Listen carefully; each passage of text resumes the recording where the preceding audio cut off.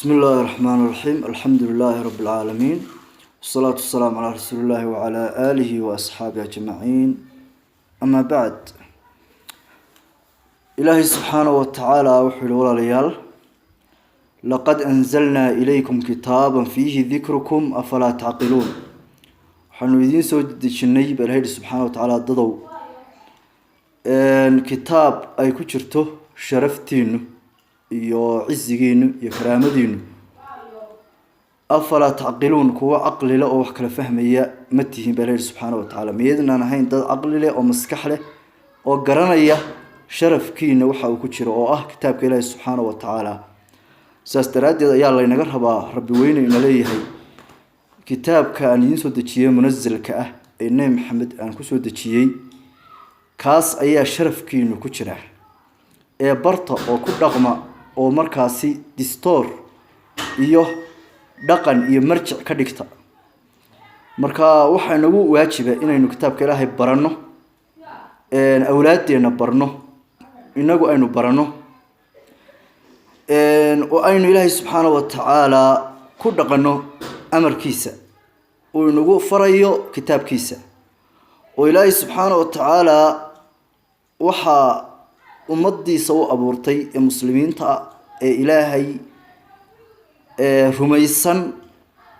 Nabi Maxamed rumeeyay maalinta aakhirana rumaysan waxay noqonayaan haday kitaabkiisa qaataan oo ku dhaqmaan aizul umma ama ummad ta ugu sharafka badan ummad ta ugu horumar wanaagsan الدنيا آخر ويقول السنين آخرنا إلهي وحكو عزميا أو كو شرفنيا جنات النعيم أما جنوين كيسا واوين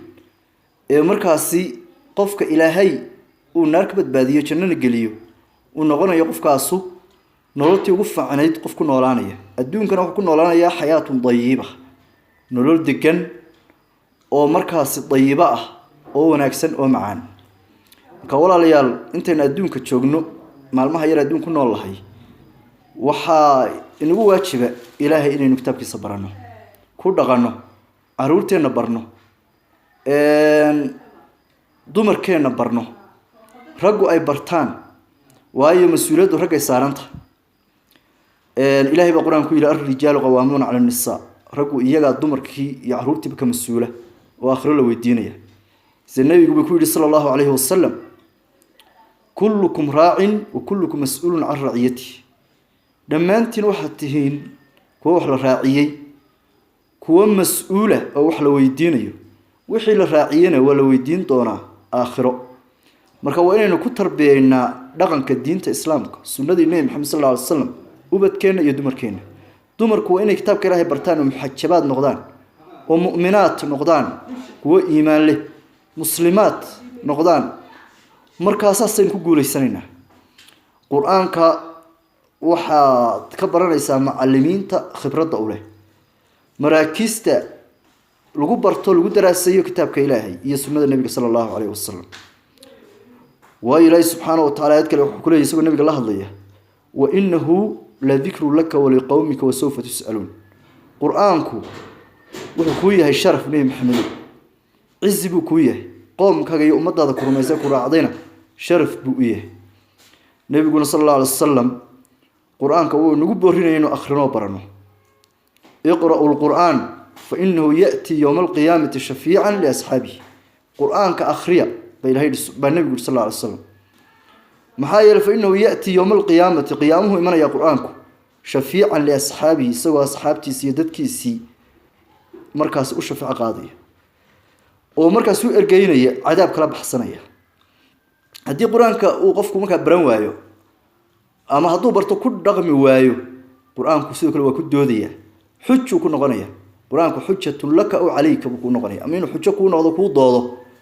oo ku badbaadiyo iyo inuu adiga kugu doodo oo markaasi kugu mudciyo marka kitaabka Ilaahay inuu barano nabiga xadiis kale wuxuu ku yiri khayrukum man ta'allama al-qur'ana wa 'allama waxa idinku khayr badan qofka quraanka barta dadkana si bara marka waxay noqonaynaa a'azzu an-nas way noqonaynaa ashraful umma way noqonaynaa dad kuwa ugu sharaf badan ugu ciisiyo karaamo wanaagsan marka walaalayaal waxaan ku boorinayaa quraanka aynu barano maraakista waaweyn ee lagu daraasayo waxa weeyaan quraanka yahay lagu barto si fiican oo waxa weeyaan lagu itqaaninayo lagu xifdiyo aynu ku soo xirano qofkii markaas maanta wasaa'il badan oo Ilaahay noo fududeeyay baa jira oo quraanka ku baran karno qofkii isagoo aan meeshii macallinku joogay aan joogin ayuu macallinkii kaga baran karaa qaab online ah ama qaab waxa weeyaan uu markaasi isagoo gurigiisa jooga oo halka casharadii kala soconayo quraankii si fiican halka ku xafidayo quraanka oo dhan oo kaga qalin jimanayo quraanka barashadiisa iyo xifdigiisa marka waxaan leenahay ku soo dhawaano barashada kitaabka Ilaahay waxyaabo badan ma maanta dadku hordayaan oo adduunyo ah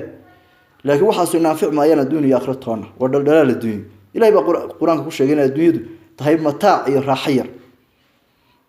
marka insha Allah ta'ala aan dadaalo Ilaahay subhanahu wa ta'ala inuu khayrka kuwa khayrka hadiya jeer faafiya oo u taagan oo iskaarsiya aanu noqono insha Allah ta'ala Ilaahay tawfiiq hayna waafajiyo waxa khayrkooda Allah hayna siiyo waxa shar la shirkooda hayna gadiyo wa sallallahu alayhi wa sallam wa billahi tawfiiq